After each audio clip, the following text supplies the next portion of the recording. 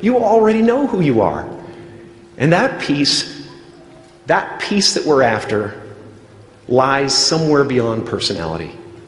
Your need for acceptance can make you invisible in this world. Don't let anything stand in the way of the light that shines through this form. Risk being seen in all of your glory. In what you've done with your life thus far, is it giving you what you want? Is it giving you what you want? When you look toward the future, when you look at all that's going on out here, is there some place within yourself you say, hey, I know I need to be out there in that arena. I know I can do more than what I've been doing. I know there's some great music that I have within me that I haven't brought out here yet. Is that something that you begin to look at within yourself? See, I say if you look at your life, and if you're not getting what you want, you owe it to yourself to do something differently.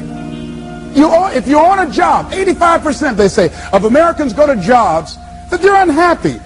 If you're doing something 8 hours a day that you don't like, it's not giving you what you want, it's not giving you a strong feeling of satisfaction and fulfillment, you're miserable, you hate to go there, you're depressed just thinking about it, you sing the "Thank God It's Friday" song every week. If that's what it is, you owe it to yourself to start strategically working to change directions. See, but you know what most people will do? Most people will resist change. Most people will fight change as if change would be worse than what they're experiencing. See, they know this. They're familiar with this. Most people will not challenge the unknown. They won't just step out there. See, there's certain things that's got to be in place. They got to see it all together.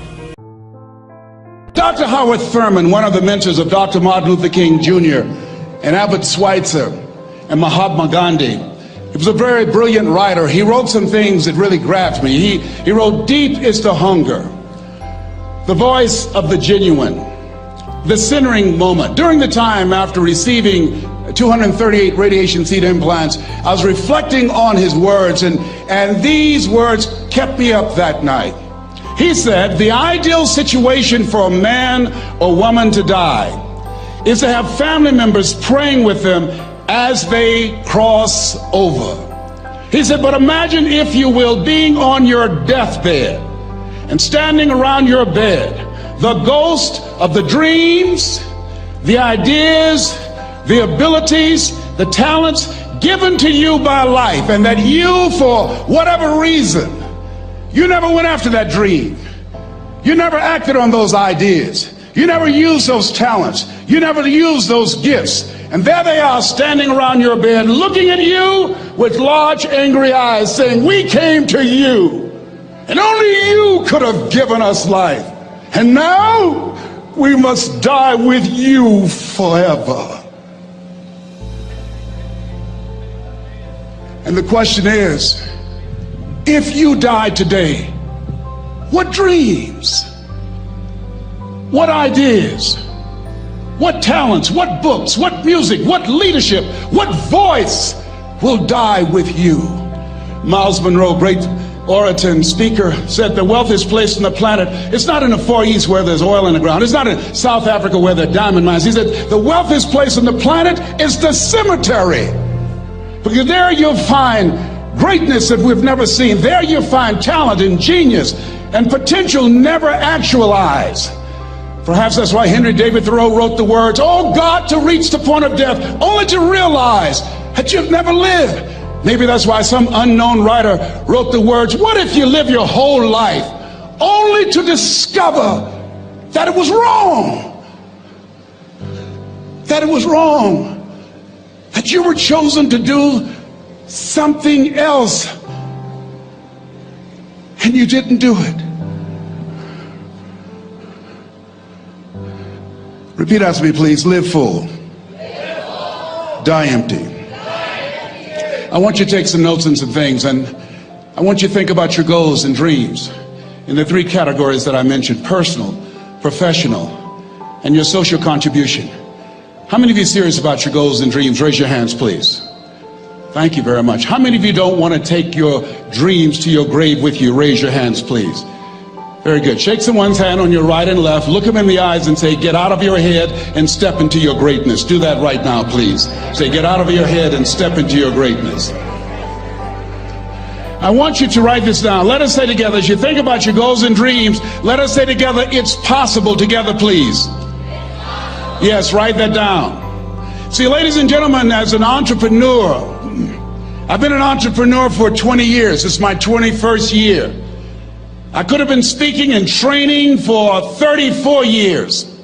But for 14 years, I was living in my head.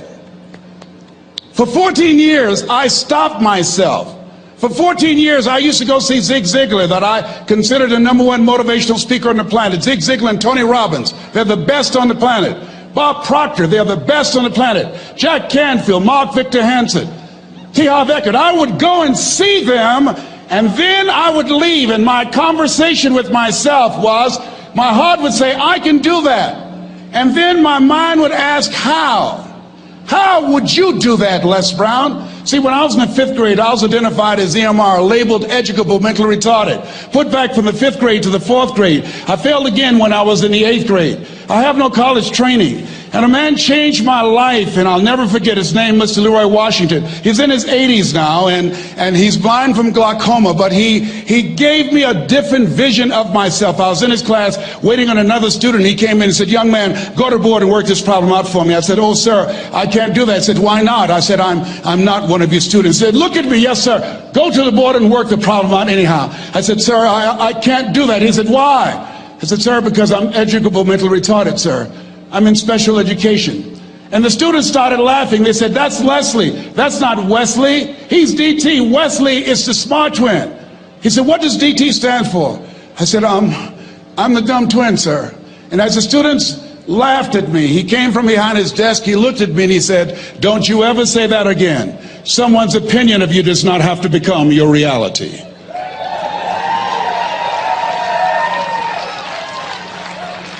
On one hand, I was humiliated, but on the other hand, I was liberated, because he looked at me with the eyes of Goethe, who said, look at a man the way that he is, he only becomes worse.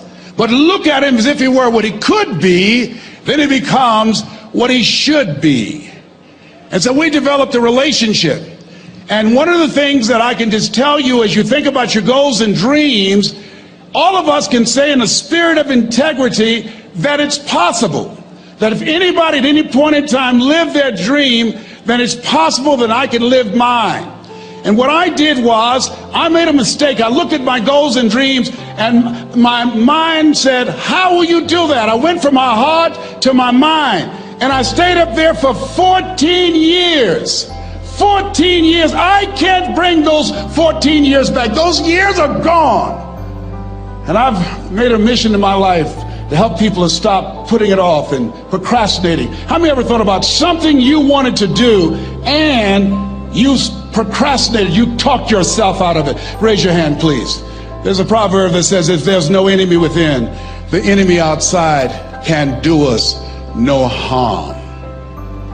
And so, as you look at your goals and dreams, every day we must convince ourselves, we must sell ourselves on that it's possible. Every seminar, every workshop, every book that I've ever read, every speaker that I've ever heard, it interrupted what I was believing about myself. Everything that you do, everything matters.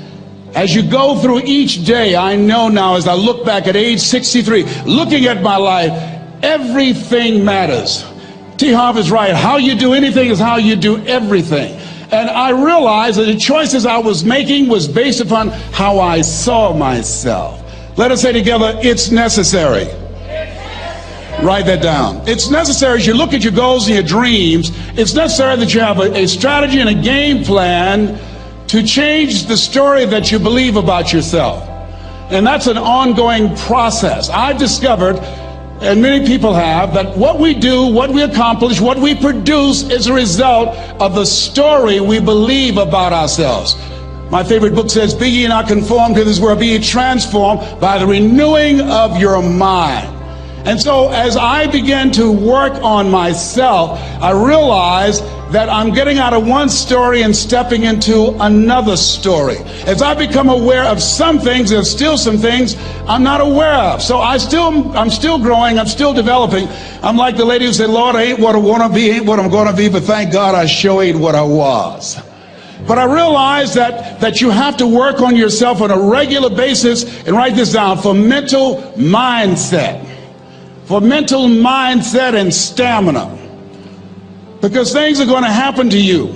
I believe that the reason that most people go to their graves with their talents and abilities and skills in them is because of the fact, number one, many are like me. They didn't know that they didn't know and thought they knew. I thought I knew myself, and I really didn't know myself as well as I thought. I've discovered that sometimes people can take you to a place within yourself that you can't go by yourself. The other reason is I was afraid. I never worked for a major corporation. I wanted to speak for corporations. I was afraid I would be exposed because I don't have a college education. I felt inferior because of the fact that I don't have a college education. I allowed that level of fear of failure to stop me. And because I never had any experience in it, I assumed that I could not do it. I was paralyzing myself by believing and assuming the limited part of myself as opposed to believing that I had something special.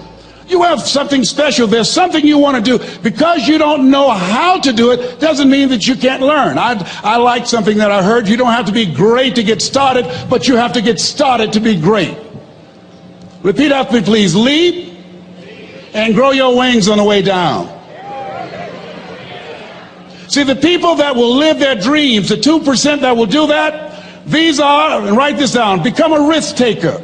They're risk takers. They don't mind failing. They don't mind making mistakes.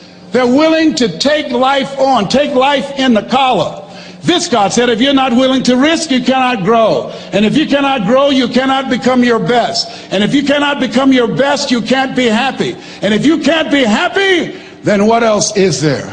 I like what Helen Keller said. She said, life is short and unpredictable. Eat the dessert first.